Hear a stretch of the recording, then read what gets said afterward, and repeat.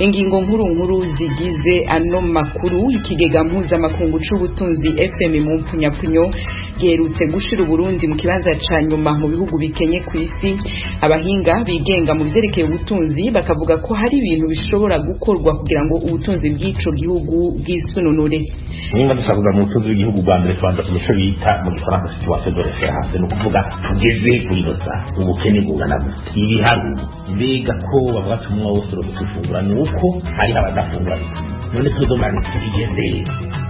Uyu ni Faustin Ndikumana atwara ishiramwe Parsem yiyemeje kurwanya igiturire n'isesagurwa ry'amatungo ya leta mu gihugu c'u Burundi. Muri make kandi muri Israel abantu barenga 40 bapfiriye mu misunikano y'abari mu rugendo rutagatifu rw'abayahudi. Aya makuru yose duce ku masonga tuyarambura mu kanya isasi. Nongere ndabahikaze nshuti bakunzi b'ijwi rya Amerika. Makuru yacu direka tuyahere muri Nigeria aho ibitero by'abarwanyi b'abajihadiste vyabaye ndanse mu burengerazuba bw'ico gihugu. President Muhammadu Buhari yagiriza kuba ariko avyitwaramo nabi cane. Tim Harris ishimwe nivyo aje kutubwira. Nta munsi ushira yewe rimwe na rimwe isaha itangazamakuru itavuze ibitero byahitanye abantu cyangwa abashimuswe muri Nigeria. Nk'igihugu gituwe cyane kurusha ibindi muri Afrika, Nigeria ubu yugarijwe n'imirwano ihoraho ishyamiranyije umutwe w'abajihadiste mu majyaruguru y'uburasirazuba bw'igihugu, ahagabwa ibitero bitwara ubuzima bw'abantu kimwe n'ibikorwa byo gushimuta abantu benshi bibera mu majyaruguru y'uburengerazuba. Ku itariki ya 26 z'uku kwezi, ibitangazamakuru bitandukanye byatangaje inkuru y'ibitero byahitanye abasirikare 31 n'abapolisi 5, naho abaturage bagera ku 2,000 barahunga. Muri ibyo bitero kandi hagaragayemo abanyeshuri 2 bashimuswe nyuma baza kwicwa. Abakoresha internet muri Nigeria cyane cyane imbuga nkoranyambaga basabye ko uyu munsi bawuha izina ukitwa umunsi wirabura, mu gihe abandi bo bavuga ko nta munsi utirabura ucyo muri Nigeria kubera imirwano ihahora. Kuwa kabiri inteko ishinga amategeko yasabye perezida ko hashyirwaho ibihe bidasanzwe mu gihugu. Ku ruhande rwabo abadepite, abaguverineri ndetse n'umwanditsi w'icyamamare Wole Soyinka wahawe igihembo cyitiriwe Nobel basabye perezida guhashya imirwano. Wole Soyinka yavuze ko ubu igihugu kiri mu ntambara. Ati igihe kirageze ko abantu bagaragaje intege nke zivanze n'ubwibone bakwiye kwemera bagasaba ubufasha. Reka tuve muri Nigeria twerekeza muri Burkina Faso aho ibiziga by'abanyaburayi baheruka kwicirwa muri ico gihugu vyatahukanye iwabo. Ejo ni Mukankusi bishwe gute bakaba abantu ki? Abo n'abanyamakuru b'Abespanyol 2 n'umunya Irlande warengeraga ubuzima bw'inyamaswa zo mu ishyamba bishwe n'abajihadiste muri Burkina Faso muri iki cyumweru ubwo barimo gufata video zo kugaragaza ubuzima bw'izo nyamaswa zari zibasiwe n'abazihiga. Iyo mirambo yajyanywe mu Burayi uyu munsi kwa gatanu, mu gihe ibihugu byinshi byo kuri uwo mugabane bikomeje kuvuga ko bizakomeza kurwanya intagondwa mu karere ka Sahel muri Afrika.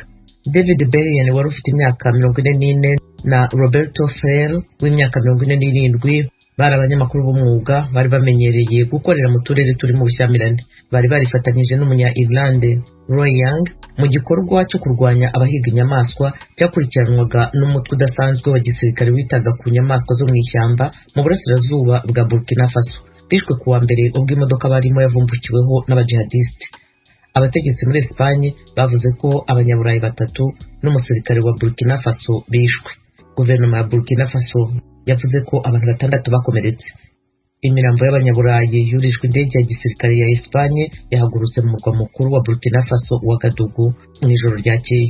Amasanduku yakiriwe mu cyubahiro n'igisirikare cyayakuye mu ndege ku kibuga kiri hafi ya Madrid aho imiryango y'abo banyamakuru b'Abespanyol yari yitegereje.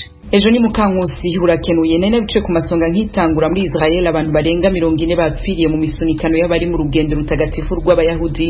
Inkuru twaza mugenzi wacu Thomas Kamirindi. Iri koraniro niryo rya mbere rinini cyane ryari ribaye muri Israel kuva icyorezo cya COVID gitangiye. Abantu ibihumbi n'ibihumbi nk'uko byahozeho buri mwaka mbere ya COVID bari bakereye kujya gukora ibirori, gusenga no gutambagira ijoro ryose ku musozi wa Meron muri Galileya kumva y'umwe mu bakurambere b'abayahudi Rabbi Shimon Bar Yochai wabayeho mu kinyejana cya kabiri cya nyuma ya Yezu Kristu. Inzego z'umutekano zari zemereye abantu ibihumbi 10 kwinjira, ariko amabisi amagana ejo yiriwe atunda ba mukerarugendo bava impande zose z'igihugu. Itangazamakuru rivuga ko haje byibura abantu ibihumbi 100. Kugeza ubu ntibirasobanuka neza icyateye umubyigano, gusa wabereye mu ruhande rw'abagabo kuko baba batandukanye n'abagore, bamwe bari mu gice cyabo n'abandi bari mu gice cyabo. Abantu 45 babiguyemo, abandi 150 barakomereka. Mu masaa 6 uyu munsi Minisitiri w'Intebe wa Israeli Benjamin Netanyahu yagiye kureba aho byabereye, avuga ko aribyo byago bya mbere bigwiririye Israeli kuva yabaho. Ijwi ry'Amerika Washington DC mu Kirundi no mu Kinyarwanda. Barakoze bagenzi bacu bose kuri amakuru baduteguriye bakabaheje kudushikiriza. Yose ndayibutse ko mushobora kongera kuyasanga kuri wezi 3 akaburungu radio yacu VOA akaburungu.com, adresse ya YouTube yacu, Instagram na Facebook ni VOA radio yacu. Mukanya duca twerekeza mu karere k'ibiyaga bigari.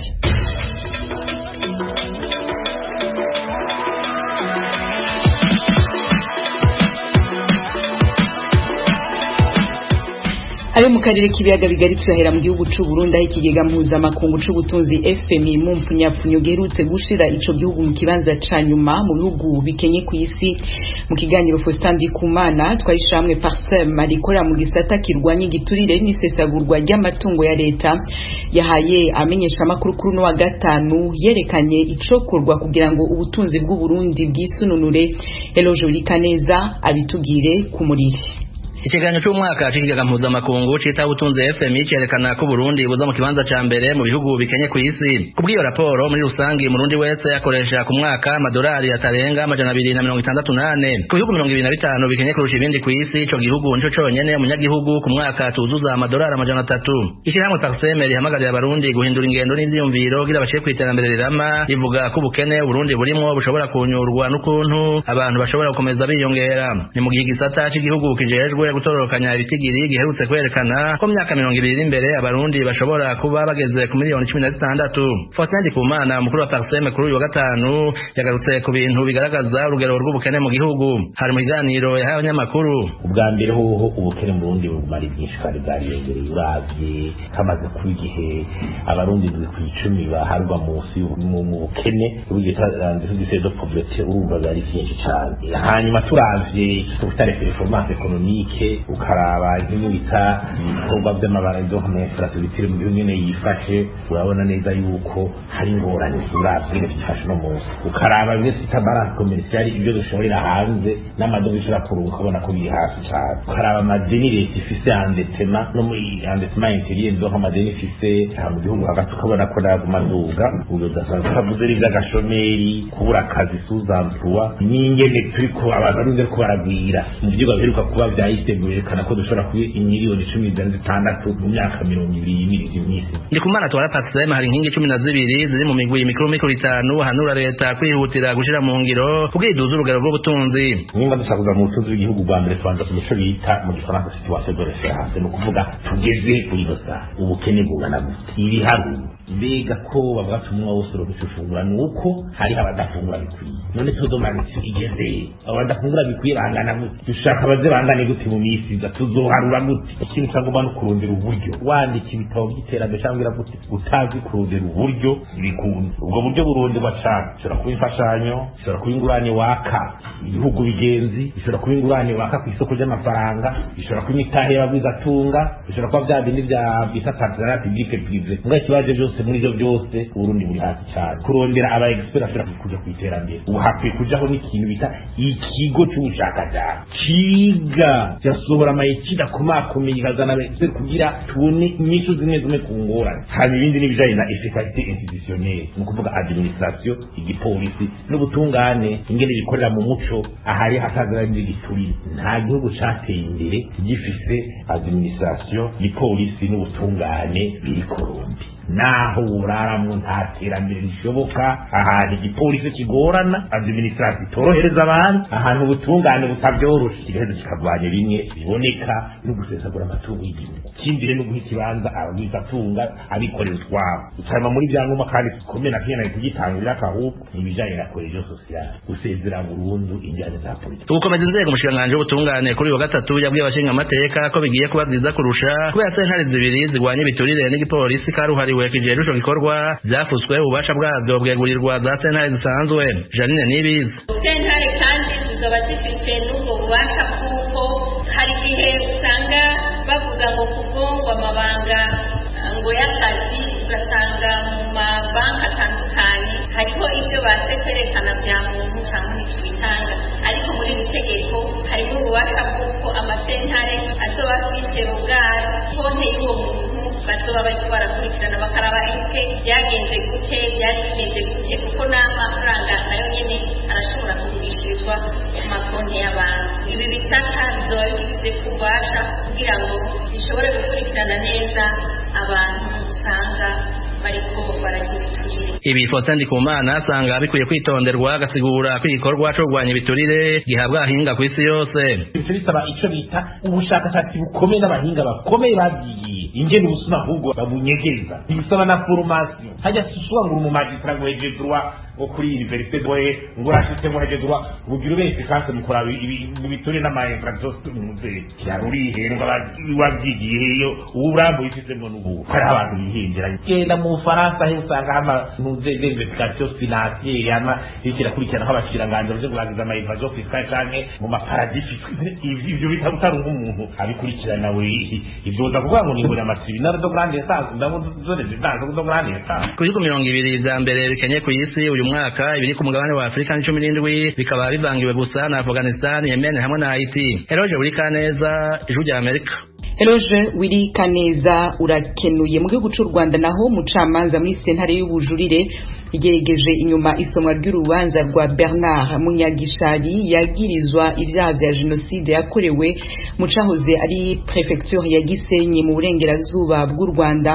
Munyagishari yagejeje mu Rwanda mwaka w'2013 avanywe Arusha muri Tanzania, muravyibuka.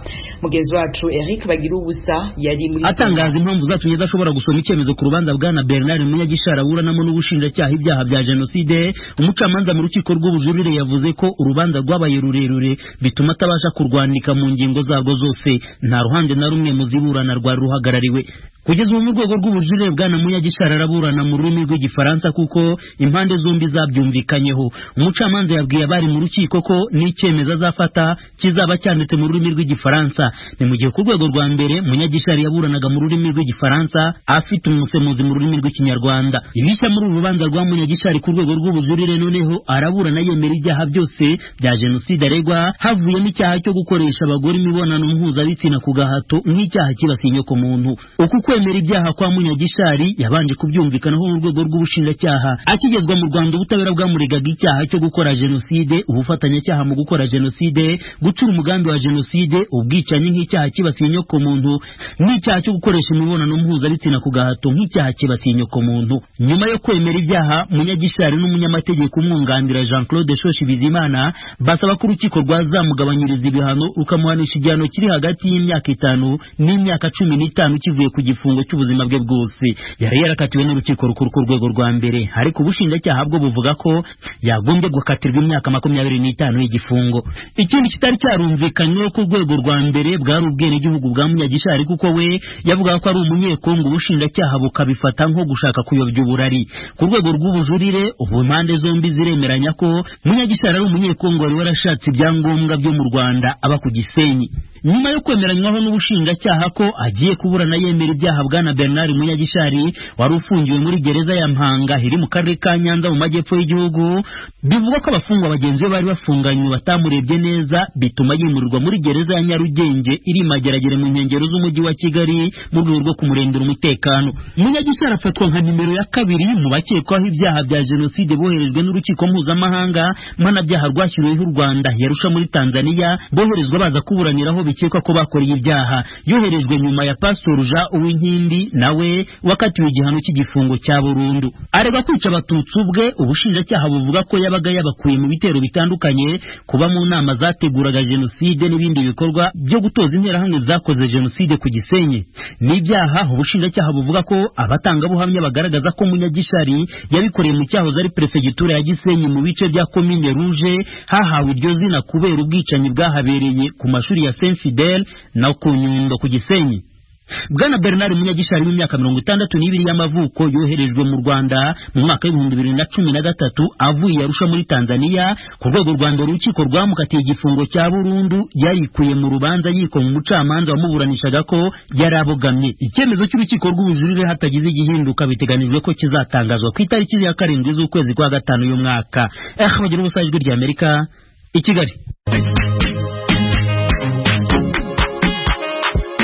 Bakunzi baradijwe rya Amerika mutuye mu burasirazuba bwa Repubulika ya Demokarasi ya Kongo, turabararika kujya mukurikira ibiganiro byacu ku maradiyo akurikira: Radio Communautaire de la Voix de Mikeno Ibunagana ku murongo wa FM 99.7, Radio Ngoma ya Mani yo mu mujyi wa Baraka kuri FM 88.8, Radio Baraka FM nayo mu mujyi wa Baraka ku murongo wa FM 94.4, Radio Communautaire La Verite ikorera mu mujyi wa Kiwanja kuri FM 99.0. naho kubadukurikira muri mu majyepfo ya Uganda mwakumva ibiganiro byacu kuri radio Ijwi Riyobora Voice of Muhabura ku murongo wa FM 88.9. Ni Radio Ijwi rya Amerika iminsi yose kuva ku wa mbere kugeza ku cyumweru. Ijwi rya Amerika, Washington DC mu Kirundi no mu Kinyarwanda. Ibiganiro byacu tubibandanirize ku gitabo canditswe na Maître Isidore Rusikiri, umushikirizi wa manza mu Burundi no mu gihugu cy'u Rwanda. Ico gitabo citwa Le virus qui nanifie le Burundi. Mu Kirundi ibi bisigura umugera ugeramira Uburundi. Mu batumire Ijwi rya Amerika ryabatumiriye kugira ngo bagaruke kuri iki gitabo harimo Dr Innocent Bano, yize vya politique n'amakungu, akaba ari umwigisha muri kaminuza Université Espoir d'Afrique mu Burundi. Innocent ni kandi umushakashatsi mu vyerekeye amategeko mpuzamakungu. Abatumire bandi barimo Ildefonse Rugema, we n'umuganwa wo mu nda y'ingoma y'u Burundi, membre de la famille royale mu Gifaransa, hamwe rero na Isidore Rusikiri nyene kwandika igitabo, nawe atangura asigurira mugenzi wacu Frederic Nkundikije bimwe mu bintu yatohoje ku butegetsi bwagiye burakurikirana mu Burundi ahereye ku ntwaro ya Cami. Ubwa mbere nagira mbanze bamutse abashinzwe tugiye gutanga ikiganiro Ildefonse Rugema na Dr Innocent Bano, hanyuma ndamutse n'abayobozi bose bashobora kuba bari kwamamaza kino kiganiro.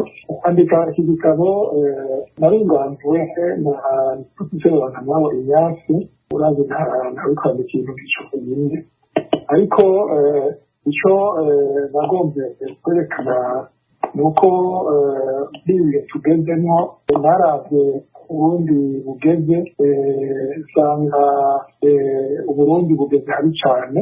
Ndashobora kwibaza mbega abarundi twashika gute, byatugenze gute? Nuko rero nashenshi twaje dusubiza amaso inyuma bibeza nk'intwaro zanjye zikurikirana kuva mu ntaho gushika n'uwo munsi. Duhera ku ntaho za byose Uburundi bukiri Uburundi bwa kera, abanyamahanga bataraza kubudurumbanya no twatanguye tubona yuko Uburundi kuva na kera bwari butekanye, burimo n'abatutsi n'abatwa batekanye, bafite umwami umwe, bafite imana imwe, bafite ururimi rumwe, basangiye imigenzo itari mike. Hanyuma umunyamahanga amaze kuza gutwara ku nguvu, kuvuga colonization, turavuga ingene ibintu byakabaye guhinduka, uhereye ku buryo patiri baje kurekera ijisho abakoloni kugira barabire ingene ubategura ikibanza ingene baza gutwara kangorane. Hanyuma turihweza ingene baje bazanye ubwenge bubi bwo kuryanisha abarundi, bwo kubagabangana mu moko bayaryanisha, kuvuga ko amoko atariho iyo tuzi tubona, amoko yariho kandi nta ngorane yaratsinda yabaye neza aho umuzungu icyo yakoze nanjye aje kuyaryanisha no kumvisha bamwe ko bakwana n'abandi acishije mu migambwe myinshi. Aho muvuga mu Maître Isidore Rufikiri ko intwaro y'abaganwa yasenyutse kuko bisamburiye ko muri ko muvuga ko ari abakoroni babitumye canke abaganwa nabo nyene barabigizemo uruhara. Kuva ico gihe gushika n'uwo munsi twerekana yuko n'izo ntwaro zose wamusanga abariko baratwara kubera gusamara canke kutagira kapasite yo gutwara, ugasanga umuzungu kubera inyungu zibarondera aza akababesha akabatendeka nk'uko bavuga mu Kirundi, akababesha n'ubwenge n'amayeri menshi, hanyuma bamwe bakaja nabwo muri abo batwara, ugasanga bamwe bagiye nabwo bagiye gukorana n'umuzungu bibaza ngo azosha baha ibintu byihuta, cane cane ko abazungu kuva baje bazanye ibintu by'amafaranga. Kera abatwara baba batunze inka n'imirima n'intama n'izo baba batunga. Muri ayo mafaranga amaze kuza abaganwa abazungu barabenshi, bamwe barabeshwe, babesha ngo nibaje mu migambwe, barinjira mu migambwe. Uriya muzungu yarazi ko imigambwe nibayinjiramwo azosha akoresha guconganisha amoko abiri cane cane y'abahutu n'abatutsi, kuko yafata yuko abaganwa n'ubwami ariyo institution yujije abanyamahanga abakoroni gucanganisha abahutu n'abatutsi nk'uko byari biri kuba mu Rwanda. Hanyuma rero abaganwa bamwe barabyemeye bibaza ngo bagiye hamwe n'umuzungu bazoshara mu butegetsi, mugabo ntibamenye yuko umuzungu mu by'ukuri agomba kubaryanisha abishanishe nk'uko byahavuye biba. Abagiye kwicana abatari n'abaganwa hashaba ingorane z'ingene bashobora gusubira kwicana ngo bahereze Burundi n'abarundi umwami bumvikanye mu mahoro nk'uko byagiye. Mu nshenahero Rugema Ildefonse murashaka kutubwira icyo muvuga kuri ayo makosa umushenahero Rufikiri avuga ko yakozwe n'abaganwa ku ntwaro yabo? Ego mbere murakoze ku kibazo, ariko imbere ya byose reka mbanze ndamutse abashingantahe turiko turasangira ijambo, kandi ndamutse n'abanyagihugu aho bari bose bariko baratwumviriza. Ego ikintu ca mbere rero novuga nuko ico gitabo umushingantahe Rufikiri yanditse, numvije gatoya narumvije audio yasohoye ngira yosa niyica ku mayange ico gitabo yanditse. Nibaza yuko ikintu nofatira ko coba cabaye intango atariyo, nuko aho tugeze ubu dufise intumbero yo kwishira mu macakubiri, kuvuga abahutu, abatutsi, abaganwa, batwa umwanya wose. Iyo n'ingendo yatanguye kuvugwa cane kuva intwaro y'ubwami itembagana, kubera intwaro ziragiye ziragaburwa muri iyo nzira yuko ubwoko na buriya bugwanira intwaro. Mugabo rero ico novuga rero kuri ico kintu washikirije nuko nta ntwaro y'abaganwa yigeze ibaho, ari intwaro y'ubwami, ingoma y'ubwami. Iyo nayo yari intwaro y'ubwami, yari imiryango y'abarundi bahuriye hamwe, Alliance Royale. Abarundi bari magiranire, imiryango iri magiranire yari yunze urunani, yarigize urunani kugira yubake igihugu, kandi ikemera Imana imwe, ikemera umwami umwe nk'uko nyene yabivuze. Urumva rero intwaro y'ubwami yari intwaro ihuza bose. Ariko murebera ko intwaro umushingantahe Ildefonse Rugema, murebera ko intwaro y'abami yagize amakosa mu kuja mu migambi? Ivyo twaba dufatiye hafi cane, kuko ngira twabanza kuraba ingene intwaro y'ubwami ico yari imariye Uburundi, kuko abansi jewe namavuga yuko uwasenyuye Uburundi yasenyuye ingoma y'Uburundi. Urumva aho niho hari ikibazo. Ivyo vy'imigambwe ni ibintu vyaje ejo bundi, mugabo murazi neza umwami Mwezi Gisabo ingene yagwanije abanyamahanga, kandi ikintu ca mbere bakoze kugira bashobore gusenyura Uburundi, kugira bacanishemo abarundi, kwari gusenyura ingoma y'Uburundi. Murazi yuko umwami Mwezi Gisabo bashatse kumwica kugira ingoma y'u Burundi isambuke. Mugabo ico gihe abarundi bari bakiriza urunani, nta bahutu nta batutsi bavugwa, havugwa abarundi. Abasirikare biwe barabadasigana, ntibavugamwo abahutu canke abatutsi. Nico bituma Mwezi Gisabo n'ingabo ziwe n'abarundi muri rusangi bananiye abo bazungu. Namwe Dr. Innocent bano muvuga iki ko byashikirijwe muri ico gitabo bavuga ko intwaro y'abaganwa yisamburiye ko kubera yagiye mu migambwe, eka n'ico kibazo c'amoko kitavugwa ku ntwaro ya cami nk'uko Defonse Rugema bivuze. Ivyo bintu byose mu bivuga kwiki? Murakoze cyane. Ego manje naje kuramutsa abaturi kumwe yituriza amahoro y'Imana. Kuri ibyo kitabo yanditse turashobora kugisoma cyose, mugabo nk'uko yabivuze Defonse narashoboye gukurikirana audio yarungitse, urumva ko intumbero y'igitabo gifite murumva kubera ntazi byanditse neza ibyo n'ibyo umuntu arimo byongora kugifatirize ibyo n'ibyo. Mubareka nje nk'uko yabitanguye kubivuga, avuga yuko abarundi bahora babana hose kandi babana cyari baba mu gihugu kirimo amahoro. Uburundi nk'uko bivuga nta butandukaniye n'ibindi bihugu ku isi,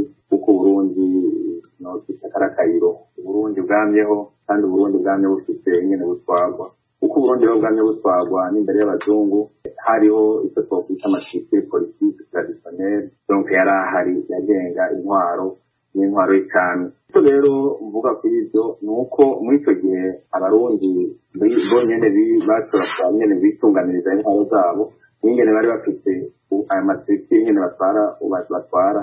Nibaza ko sinzi ko ndacyari muto, mugabo sinzi ko byisunga iby'amoko, byisunga abarundi uko bategerezwa kubana. Aho rero mbonera urwo ruhande rwa mbere, aho navuga ko rufitemo initegrete la force, nuko yemeza ko hariho icyo twokwita gutekana imbere y'uko abazungu baza. Aho mbonera harimo faiblesse nuko wewe yashyize ko ibintu bibiri yaraze ubwoko yongera araba abazungu. Yabona ko ibyo by'ubwoko atari byo bwa mbere atanga gushyigikira, ko yateza gushyigikira kuraba ingene intwaro ingene batwara abarundi bari biyungunganya mu gutwarwa. Icyo nicyo cya mbere yateza kuraba. Icya kabiri akaraba igihe rero abazungu baje basanze abarundi ko bitunganije mu kwitwara, ingene byaciye bizana ingorane, akatubwira neza ingene byaje cyane cyane mu nzira nk'uko tubizi mu bindi